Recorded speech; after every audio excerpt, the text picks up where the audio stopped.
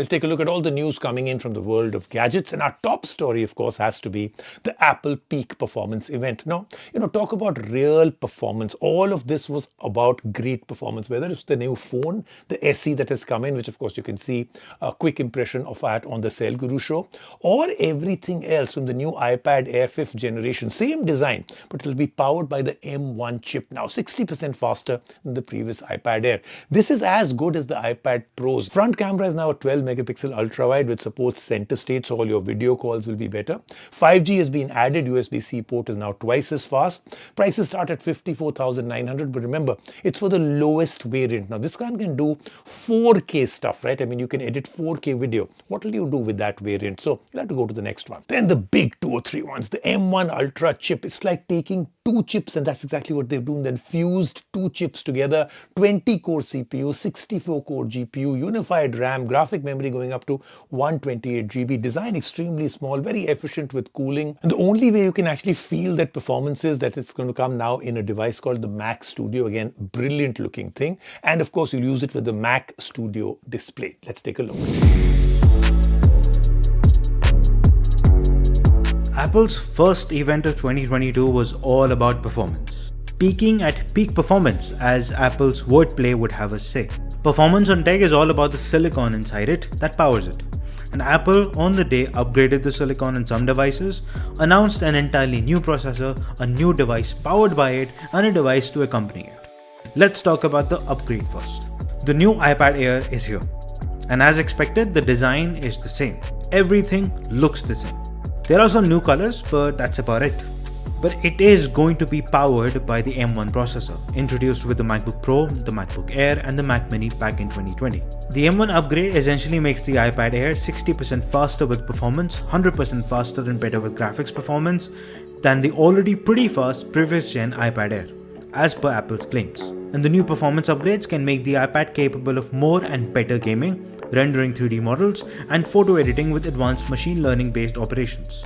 The front camera now is the same 12 megapixel ultra wide camera that can be found on the other iPads, with the support for center stage that zooms in on the user to keep them centered in the frame in video calls. And finally, the new iPad Air will support 5G and a USB-C port that is twice as fast as before. And all these upgrades are making the already extremely fast iPad even faster. All it needs is even better Pro apps, better external display support, but we're not too sure if that will happen soon. The iPad Air starts at 54,900 with 64 GB of storage and goes on sale on 18th March. Time to move on to the new. The M1 Ultra was revealed. A new processor that doubles down on everything the already powerful M1 Max does. It is not a stretch to imagine it being made out of 2 M1 Max processors integrated into each other, functioning as a single chip rather than 2 separate ones. And the result? 20-core CPU, 64-core GPU, and a unified memory for RAM and graphics going up to 128 GB. And the first device to come equipped with this processor would be the new Mac Studio. It has an incredibly small size. The size is equal to 2 Mac Minis stacked on top of each other. Inside, it has a double-sided cooler, sucking in the cool air from the perforated base, distributing it across the SoC to keep it cool, and then sending it out through the perforated back. Under the perforated exhaust are ports. So many ports. 4 Thunderbolt 4 ports, a 10 gigabit Ethernet port, 2 USB-A ports, an HDMI port, a Pro Audio jack for high impedance headphones. On the front, there are 2 USB-C Thunderbolt 4 ports, along with an SDXC card slot.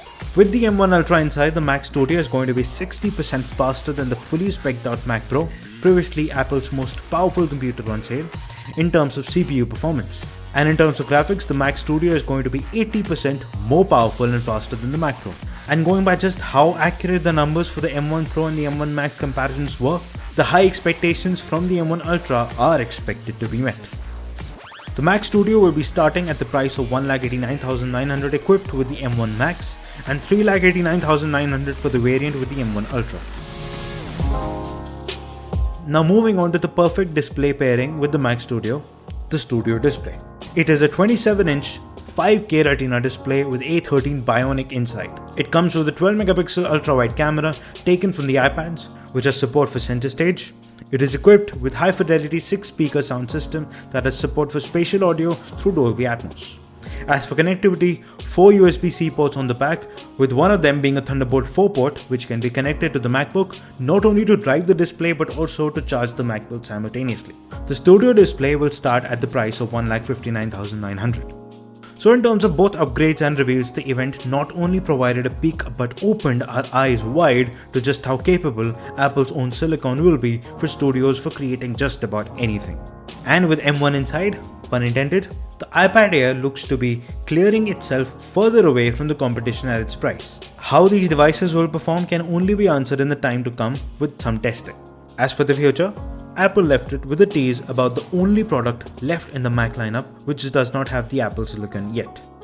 And they joined the rest of our incredible Mac lineup with Apple Silicon, making our transition nearly complete with just one more product to go, Mac Pro. But that is for another day. And with that, we can only imagine the insanity that is coming soon.